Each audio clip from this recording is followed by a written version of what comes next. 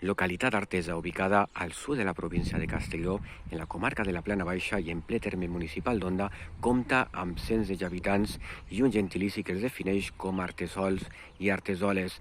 L'idioma predominant en la zona és el valencià, propi de les zones litorals i prelitorals de la zona de Castelló, el valencià septentrional, bàsicament, encara que al llarg de les dècades ha patit les conseqüències de la barreja idiomàtica amb el castellà, a conseqüència de l'emigració provinent de les zones del sud d'Espanya, sobretot en les dècades dels 60, 70, 80 i també 90, i també per la influència de les localitats limítrofes de l'Alt Palància, localitats que es troben darrere d'aquesta estructura de muntanyes anomenada Serra d'Espadà i que són zones castellanoparlants. Al llarg de les dècades han fet relació social i per això hi ha barreja idiomàtica tant en un lloc com en l'altre. Però el que més crida l'atenció en aquesta localitat també són els monuments que tenim.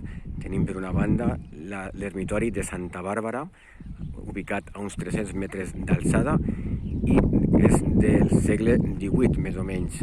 Després també comptem amb l'església Santana, un monument d'estil barroc que data del segle XVIII. Santana és la patrona d'aquesta pedania, però sens dubte, si alguna cosa crida l'atenció en aquesta localitat és el seu entorn paisatgístic, una explosió de naturalesa.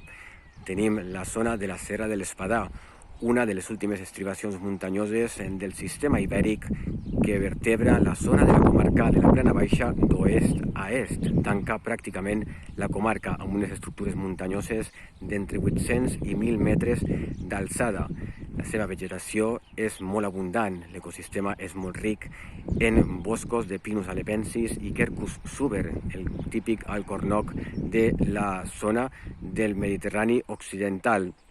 Compta amb aquesta riquesa biològica i ecosistèmica a conseqüències de que les seves muntanyes estan perfectament predisposades a la mar Mediterrània i orogràficament orientades cap a les corrents humides del mar Mediterrani. Per això tenen un índex d'humitat superior a les comarques circumdants i també compta amb una lleugera pluviometria més abundant. Això fa que aquesta localitat tingui uns índexs de precipitació dels més elevats de la zona del sud de Castelló i a testimoniar per aquest meravellós paisatge. La zona del Montí, de 613 metres d'alçada i un bosc de Quercus halepensis i també d'algunes espècies de l'alcornoc Quercus suber, propi, com hem dit, de les terres valencianes i del Mediterrani.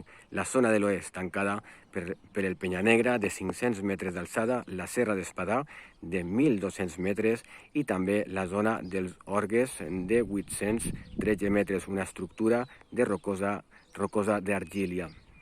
I amb això acabem aquest documental.